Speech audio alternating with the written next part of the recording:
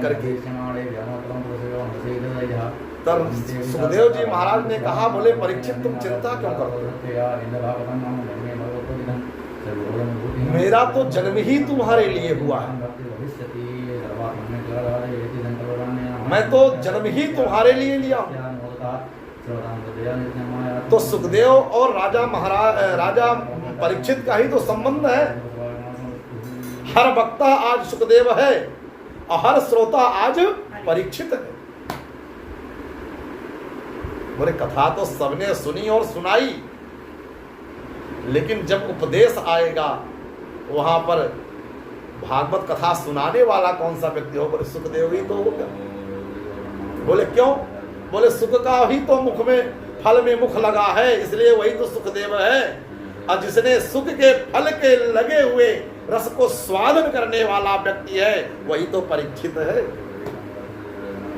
जिसने कथा को पी है। रस को पिया जाता है, खाया थोड़ी जाता है, रस को पिया जाता है।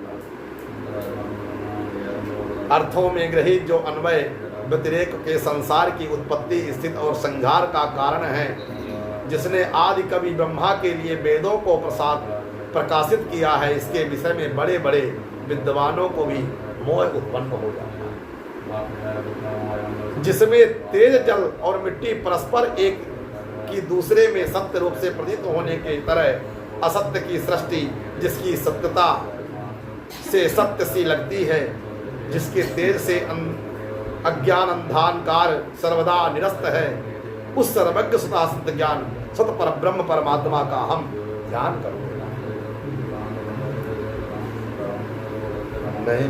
निमिषक्षेत्रे ऋषयः सौनकादयः सत्रम स्वर्गाय लोकाय सहस्त्रम समसासत। एक बार भगवान विष्णु के नैमिष क्षेत्र में सौनक आदि ऋषि लोगों विष्णु लोक प्राप्ति के निमित्त 1000 वर्ष में पूर्ण होने वाले यज्ञ की इच्छा से बैठे और सूत जी महाराज से पूछने लगे।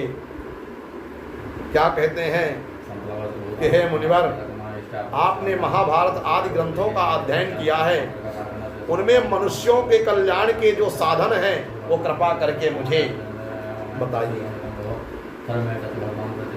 यह भागवत केवल 6 प्रश्नों पर आधारित है। कितने प्रश्नों पर? 6 प्रश्नों पर संपूर्ण श्रीमद् भागवत, जो सनकादिक ऋषियों ने जो सूत